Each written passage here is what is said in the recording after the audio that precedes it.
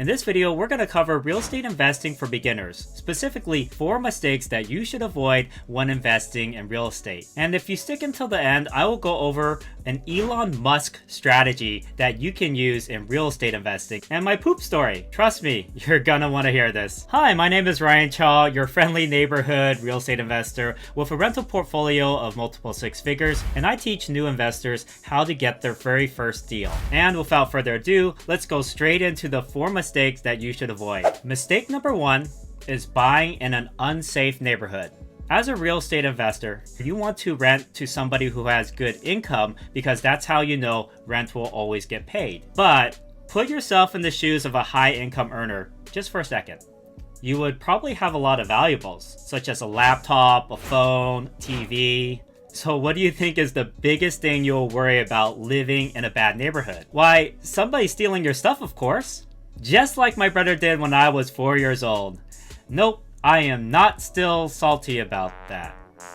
And this is why great quality tenants will look for how safe a neighborhood is before renting there. When I was looking for my primary residence, I asked the realtor and everyone that I knew, all of my friends, what are the safest areas in this area if I wanted to raise a family. I literally printed out a Google map of Sacramento and highlighted the specific neighborhoods that everybody was talking about as having very little crime and great restaurants because, of course, I love to eat. Now, if you're deciding on where to buy your first rental, you should follow this exact same process. There are 2 websites that I recommend that you do your research. The first one is Reddit, and the second one is crimegrade.org. Reddit is great because you can search Reddit best neighborhoods to live in for your target city. You can see here I'm Googling the best neighborhoods to live in Sacramento Reddit. So I'm going to go ahead and click on this link here that says what are the safest and most liked neighborhoods to live in.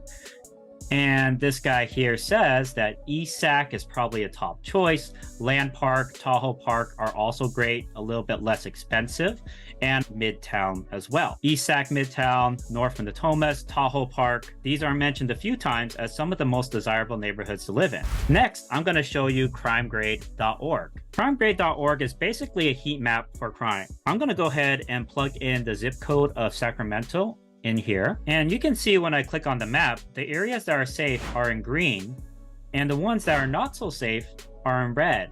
Pretty simple, really. Up next, we have the second most common mistake that new real estate investors make, and my poop story. Mistake number 2 is not having the property fully inspected before buying it. So when I bought my first rental, and this was my first rental, as you can see, I'm not very lucky. I got a phone call at 11 p.m. at night from my tenant who told me that there was sewage water overflowing from the kitchen sink, and now it's all over the kitchen floor. And it's also coming out of the shower drains onto the bathroom floors. He said it smelled like shit. Literally, I had to rapidly call up a plumber to fix the sewage line and get a cleanup crew. It ended up costing me $9,000 just to replace the sewage line. But guess what? It did not have to be this way. If I had just ordered a sewage lateral line inspection on the house before I purchased it, I would have realized that there were roots already sticking in the pipes and the pipe was broken. And either I would have walked away from the house, the deal, or I would have asked the seller to replace the sewage line before buying the house. Problem solved. So don't be like me and make the same mistake on yours. And always get a sewage line inspection on older homes, especially if they're older than the 1980s. Up next, we have mistake number 3, which is not exploring all of your financing options. Now, according to housing research from Housing Authority, Freddie Mac, the average person saves $1,200 per year by shopping different lenders. That means on a typical 30-year mortgage, you will save over $36,000 in interest payments if you talk to 4 or more lenders at least, to compare the different loan options available to you. You can even go the extra step and ask the lenders to try to beat each other's rates. I've seen investors save over $8,000 immediately by just using this strategy, so definitely take advantage of it. Finally, we have the 4th most common mistake that new investors make, which is not doing something called pre-selling. You're probably like, dude, Ryan, did you just make that up? Well, no, actually, because Elon Musk uses this strategy. When Elon Musk announced the Cybertruck, he built a prototype first and then allowed customers to put a $100 deposit on it before Tesla even built a Cybertruck that was fit for the road. Basically, he used pre-selling, which we define as selling a product before it's even fully built. So what you can do as a real estate investor is announce a coming soon rental before you finish furnishing it.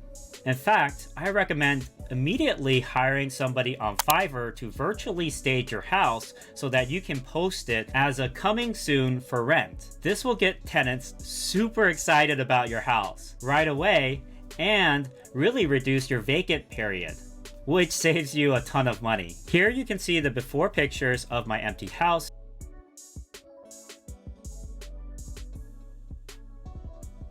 And then you can see the after staging pictures of my house. Quite a big difference, huh? You can see that the virtually staged pictures got 367 replies and interest, so it made a big difference in generating demand for my rentals. Of course, make sure you're upfront with the tenant applicants that the house is virtually staged and will be fully move-in ready when the renovations are completed. The strategy of selling your product before it's fully completed is super powerful because it will speed up how fast you get your property fully rented out with tenants. And we are done. That was easy. Those are the 4 most common mistakes new real estate investors make. Thank you again for watching my video. I hope it gets you started on your own real estate investment journey. As always, please share it with your friends. Also, please give my video a thumbs up and subscribe so that I can reach more people who are struggling with getting started in real estate investing. And I will see you in next week's video. Thank you.